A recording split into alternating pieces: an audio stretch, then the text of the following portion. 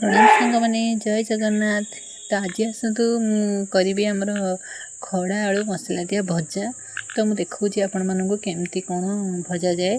तो खड़ा जेहेतु ये कषि खड़ा मुझे बेसी भलसे सिंह बाहर करनी। तो ये मु मसला गोटा माने आम सोरिष को सोरिष जीरा लंका रसुण ताको ग्राइंडिंग करके रखी। एत पानी मिशा मसला को रखी गिनारे। तो एपटे मुझे कड़े बसैकी बसैकिना से आमर पंच फुटण पकईचे। पंच फुटण पकई सारापर फुटिला मुझे नौचे आमर खड़ा आलूर काटिकी रखि खड़ा आलू को पकाऊँ। खड़ा आलू को तेल में किस समय भाजी दूसरी। किस समय भाजला से लुण हलदी पकई से बटा होता सोरिष बटा को पकाऊँ। सोरिष बटा को ढाला कौन करी ना गोटे थाली किना मुझे घोरे दूची। सांग मैंने मुझे जानी ये जिनसटी समस्त को भल लगे। प्रायतः पुओ पिला मानक ये सब जिनस भल लगे खड़ा खावाई। कहीं मुझे जानी आम सारे खड़ा जमा भी भल पाती कि आम घर आ समस्ते खाती। तो कितु मु तो खड़ा आलू के मसला दी भाजी नी। आम शाशु कहले खड़ा आलू एमती मसला दी भाज भल लगे खड़ा आलू भाई।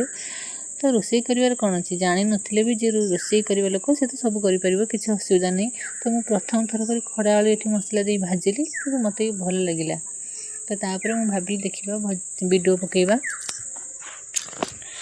तो एमती सब मसला देकिना घोरिया घोरी कलसे भलसे करदे। तापर सांग मैंने मो चैनल टी जदि मो चैनल वीडियो गुड़िक जदि आप भल लगे तो आपण मैंने मो चैनल को लाइक शेयर सब्सक्राइब निहाती करेंगे। तो एपटे देखो मुझे सोरिष बटा देकिना घोरी दूची।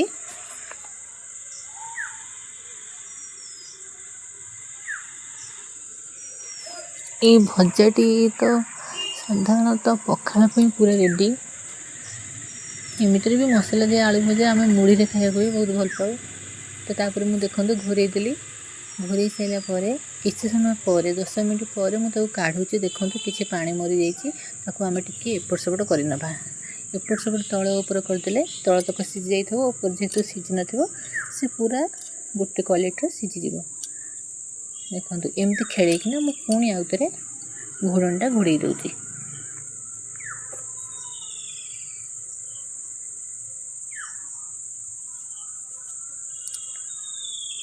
एमती मुझे पुणी घोड़े दूची भलसे।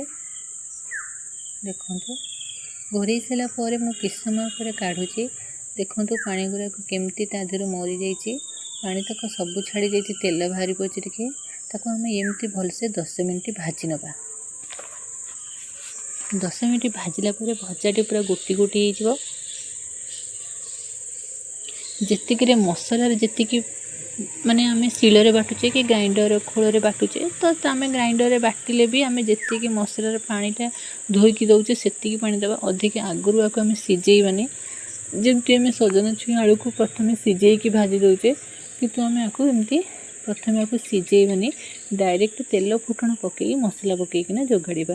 तो देखो एमती 10 मिनट भाजिला भजाटी मोर संपूर्ण भाव में भलसे हो जाए। तो मुझे एवं प्लेट्रे काढ़िकिना देखी भजाटी केमती कौन हो कि केमती आमर देखा जाउछि। तो देखो मुझे भजाटी आपण को प्लेट्रे काढ़िकिना देखौछि। देखो भजाटी आमर रेडी हो जाए। सब चाहिए कि भाजी जेको जिनस भाजतु ना कहीं आम तेलटा सब जिते दरकार आम आगु ही नहीं जावाटा ठीक। तो सांग मैंने देखो मो भजा पूरा रेडी हो जाए। मो चैनल टी को लाइक शेयर सब्सक्राइब निहाती करेंगे। वीडियो टी भल लगे रही जय जगन्नाथ।